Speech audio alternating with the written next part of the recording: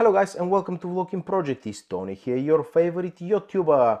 I'm on a quest to find the perfect gaming smartphone simply because I had some overheating and gaming issues on my latest Oppo devices. So that's why I went ahead and I bought, well, not this one, but the Vivo IQ Neo 8. Brilliant phone, review on my channel. However, I felt that this is the closest competitor there is on the market right now. Pricing wise, £275 on the AliExpress official store, £275. Now that's for the base version with just 8 GB of RAM and 128 GB of storage. Now with 8 GB of RAM, realistically, sometimes some of the applications are going to reload, and with 128 gigs of storage, depending on your usage, it might not be enough. If you're looking for a device for a long-term usage, I always recommend to get the version with the most amount of storage. But nevertheless, why this particular gaming phone? Well, simply because for £271 it runs the absolutely brilliant Snapdragon 8 Plus Gen 1, one of the best modern day SoCs. Yes, it is 2 years old, but yes, it runs every game absolutely brilliantly, guys. No overheating and excellent battery life. So how I'm going to approach this review? I'm going to talk about the good things that I found and that surprised me about this phone, and for last I'm going to well, leave the skeletons in the closet, which is, of course, you guessed it, the firmware, because there are a couple of things that you should be aware of. And if you're not old school, you know, ready to root your phone, flash the ROMs and this and that, this phone is definitely not for you. However, the rest of the phone is pretty much very nice. Now the unboxing experience is nothing to write home about. I'm going to list the main characteristics of the phone over here on the box, where they should have been pretty much. You can pause the video now and have a look at them very quickly, guys. But pretty much modern day specifications. We're gonna have a very quick look at the box over here to see what's inside. These are some extra stuff that I bought from AliExpress, some clear you know, case over here. And pretty much you've got nothing else. You've got the books, you've got the charger, and you've got the pin over here. Really nice SIM pin, as you can see over here, guys. There is a fancy case particularly made for this phone, which is sold separately, I'm afraid, and it's rather expensive. So that's why I got one clear case from AliExpress, and why I got this frosted case, which I'm going to take off now for the purpose of this review, just to show off the brilliant design of the phone, guys. Now looking at this device, you will not say that that's a typical gaming phone, simply because usually you have some LEDs and you got some other funky stuff going on. No, this one is very minimalistic and I really like everything I see. Just to mention it very quickly, I got the dark blue version initially, and I returned it straight away because it was looking absolutely terrible, guys. So if you're gonna go for this phone, go for the white version. Frosted glass, it makes a world of a difference. Now the camera setup over here, check this out, guys. It's metal and it's really nice. Let's see if my camera is going to focus. There we go. Really nice camera design over here. We've got you know, 3 cameras, 50 megapixel, which of course shoots in 12, 13 megapixel wide, and 2 megapixel, you know, bokeh camera, 8K video recording. Now I'm going to leave the camera for a little bit later on, but now the design, the fingerprint reader is incorporated over here in the power button, and unlike the Xperia phones, it works 100% of the time and is super reliable, guys. And the placement is just perfect over here. The volume buttons are over here, they're made of metal, really nice and clicky, and face unlock works well. Not the fastest one, but let me tell you that it works. Check this out. It takes a good second to recognize your face, so it's not the fastest one, but it works, guys. Now the speaker is very cleverly, let me try to focus over here. It is incorporated over here in this little gap, and it's pretty much hidden. I really like that. You have a microphone over here on the side. At the bottom you have an additional microphone. You have the SIM tray over here, guys, and the speakers. Let me tell you about the speakers. They're really good, guys. Bottom speaker over here and front speaker over here, easy 5 out of 5. There is no 3.5mm jack, unfortunately, as expected from the newer devices, so I can't really rate that. It all depends on the dongle that you're actually using, guys. So design wise, I'm very happy with the phone. Also, I'm very happy with the overall performance. Check this out. The phone is very snappy.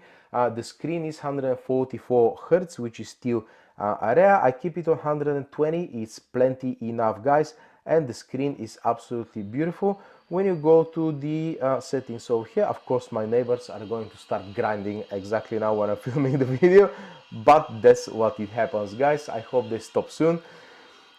So check this out, guys. What I was about to tell you about the screen. Yes, oh my god, okay, my brain just shuts off when I hear that grinder. But anyways, you have a auto refresh rate. You have plenty of options for the refresh rate of the screen, as you can see over here, which is really nice to see. You've got HDR enhancement, you've got dark mode, of course, you've got color options of the screen. You can set up everything manually, and the screen, although 1080p, is absolutely brilliant. 6.67 inches, almost flat panel, guys. I've put a screen protector with black edges, so you can't really see that I've got a screen protector over here. Really happy with the screen, with the performance. And also, what else about the battery life? Now I have to pop my notes over here, and although the phone has 68-watt charger in the box, the battery is 5100 milliamp hours. The way Lenovo measures the battery life is a little bit weird. They measure it day by day rather than by total screen on time. So overall, about 7 to 7.5 hours of screen on time. All things considered, this is very good, however not great. And the charging times you can see over here: 15 minutes 40%, half an hour 75%, and 45 minutes 96%, and 50 minutes for 100%. Now the competition is about half an hour to 100. Lenovo is a little bit slower than the competition. You can see the Vivo IQ Neo 8 that I recently had, 15 minutes 78%, guys, and in full under 25 minutes. But it is what it is. It's not the worst in the world, it's not the best, but I would say is fine. Now all these notes that you're seeing over here are just for the software, which I'm going to go in a second. And now let's talk about the cameras of the phone briefly. Now the main camera has a 50 megapixel OmniVision OV50A, like the Renault 8 and the Moto Edge models, and of course the Motorola ThinkPhone. Now it has a very good HDR. The stabilization you have on the video is at 4K 60 FPS, which is excellent, as well as on 30 FPS. 8K, I don't think it's relevant to this day and age, guys. It's gonna be a few more years until 8K actually is relevant, so don't worry about the 8K. It's pretty much terrible at this point. However, for an OmniVision camera, you can see a couple of photos over here, absolutely brilliant photos, guys. I wasn't really expecting that, to be honest with you. The super wide angle camera is a 13 megapixel Hynix HI1336, the same as the Moto Edge, and as well as the ThinkPhone again. And let me tell you that it is a very good 13 megapixel camera. It's not brilliant, but it's very good, and in terms of the optimization is very close to the actual front facing camera. Now the depth is Galaxy Core GC02 and B1 2 megapixel depth camera. I'm not gonna count that as a camera at all, to be honest with you. And the selfie camera is 16 megapixel OmniVision OV16A, like a mid-range Poco phones, Redmi phones, and Moto Edge. It absolutely blows the highlights out of most of the photos, and it has absolutely no stabilization whatsoever. So if you live in a rather dark country like the UK, you're not gonna have too much issues with this camera. However, if you go on holiday, this is not the selfie camera that you're expecting to get brilliant photos of. Now of course, this is the main camera application. Over here you've got plenty of modes and stuff. However, you can make the photos look a little bit better with one of the Google the Gcam ports that I found. I've set it up to a Pixel 8 profile, and it can bring a lot more details from the front facing camera as well as the back camera. However, it's not ideal in most situations, so you have to test it for yourself what works best. You can get some better results in some situations, but in other situations, well, actually worse. Photos, that's always the case with the Gcam applications, guys. It's not 100% reliable because it's a third-party forked application made for many different devices and not particularly for this one. So overall, let's go ahead and mention the good things. The performance is excellent. By the way, gaming performance is absolutely brilliant, guys. No heating whatsoever, no crazy battery drains. This is an absolute gaming monster. I went to the 3D Mark. They updated it recently. These are my results over here.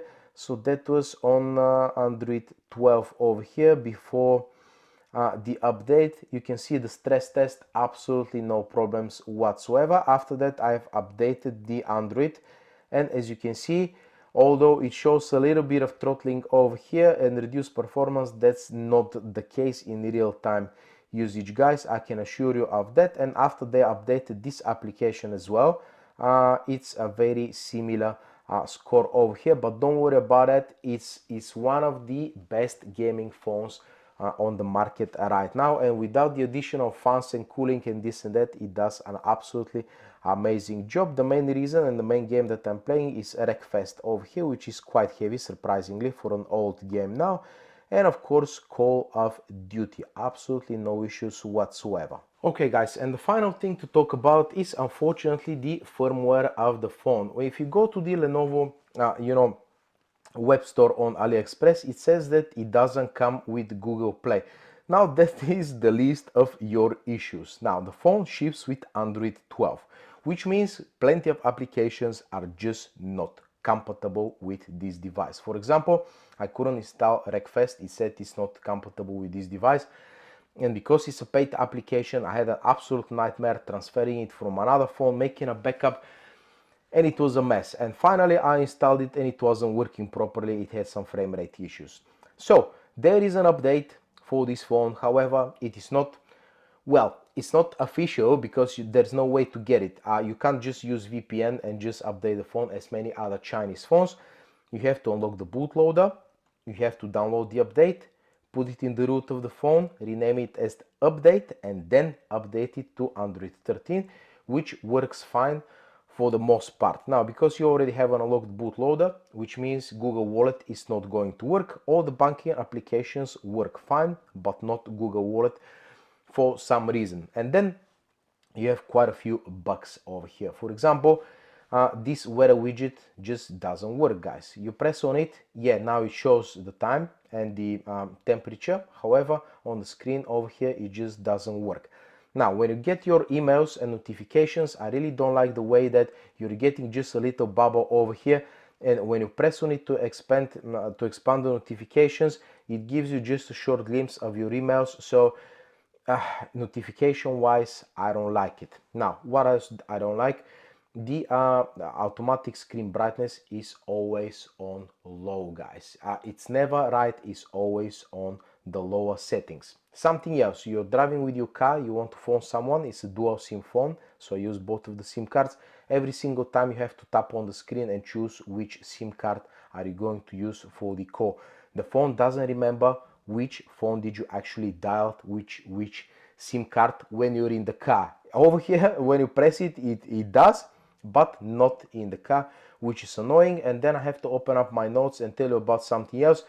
Now, the other issue is sometimes the screen goes black for a fraction of a second, which is super random and it's super annoying, guys. It doesn't do it all the time. Sometimes it's gonna go 1 or 2 days without doing it. I've noticed that on Facebook is doing it most of the time, but it's super annoying. Now, let's see what else do we have. The rise to wake. Yes, the rise to wake and the double tap, they just don't work properly, guys. And there's a really annoying, for example, sometimes you just want to have a quick look at the screen like that with this hand, just to have a look at the to the clock, and after that you leave the phone in your pocket, and sometimes it does this very weird vibration, fingerprint not recognized or face not recognized, and it vibrates in your pocket, and you think like, oh, I got a notification or something. You open it up and no, it's just a vibration, which is super annoying. You can't really change that. Now what else? Let me go to my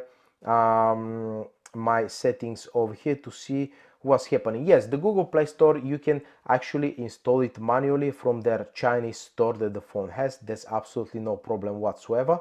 However, you get no notifications for the Google Play Store and services. In the Pro Wax Legion notification for Lenovo over here, there's a special application you have to download from the I think it was 4PDA website. There's a Russian alternative to the XDI developers website pretty much. They're fans of Lenovo. Over there you have to use this application and enable all these battery optimizations and everything for your applications and notifications to work right, the Google ones. And once set up right, they actually do work fine, which is absolutely amazing, guys. But without it, you are out of luck. So now let's have a look. Still some applications are not 100% compatible. Now the rotation sensor too sensitive. That's what I've put in my notes. Now sometimes you want to do something one-handed like that and you slightly tilt the screen. Of course it's not going to do it now because you have to be actually somewhere in the menu, for example, like that. But sometimes you want to type something or just tilt the phone slightly like that. Of course it's not going to do it now, but the sensor is super sensitive and one-hand operation. You can see that now how it did it. Did you see that? Exactly, that's what I'm talking about, which is super annoying in some cases. And let me see what else is wrong with it, guys. Now, okay, that's fine. But yeah, that's pretty much it. I mean, nothing really as you know, how can I put it, not a huge deal breakers in terms of the firmware, but it's just the idea that you get absolutely no updates whatsoever, and most probably this is going to be the latest update the phone ever has, simply because it's, well, 2 years old now. And ZUI 15, which is unfortunately Android 13, guys. And as you can see over here, ZUI 15, of course there are no updates available because I've updated it manually. And over here, technical details. Yes, you can have a look at the details of the phone, but check this out. Android security update February 2024, which is, I don't know, 6 months old now already. So yeah, be ready for that. You're gonna get no updates for this phone whatsoever. And if that's a deal breaker for you, then I would say this is not the phone for you. Which is a shame, because I was pleasantly surprised of the 50 megapixel OmniVision camera over here. Not Oppo and Samsung quality, but I would say the third best after that. It gets the job done right. The selfie camera is a disappointment, but otherwise pretty much everything else is spot on. And if you're looking for a gaming phone, this is a good solution. But again, the firmware. And if you have a look at my Volokin Spectrum scoring system on your screen over here, the phone has 40 something, 41 points or something, which is not too bad, guys, compared to the other devices that I've reviewed. But as you can see, it's not brilliant as well. But unfortunately, that is a pattern with a lot of Lenovo products that I've reviewed before. They make brilliant phones, brilliant hardware, but it's just on the software side. They've got no support, or they just don't care, guys, which is a shame, considering that is a big company like that with a lot of resources. They bought Motorola and stuff. But yeah, that's pretty much it. This is the truth about the Lenovo Legion Y70, guys. As I said, I really enjoyed my time with this phone, but not being able to use the Google Wallet for the wireless payments is a pain in the butt, and as well as some other firmware issues.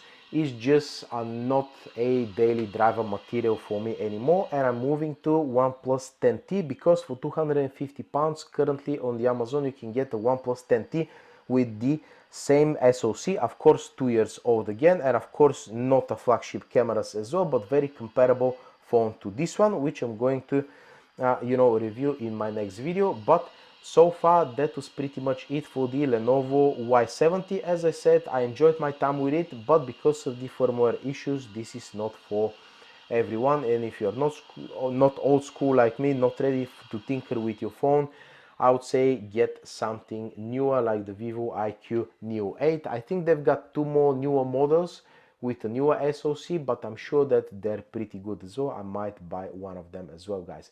So yeah, that's pretty much it. Thank you very much for watching my video, guys. Let me know if you actually had this phone, if you have it, if you're planning to buy it. Let me know what the situation is, how important is gaming for you in the comment section below. And thank you very much for watching my extended video, guys. I know it's not the mainstream, but that's how I like making my reviews, giving you all the information you need for the particular device. So yeah, that's pretty much it. Thank you very much for watching again, and I'll see you in the next one.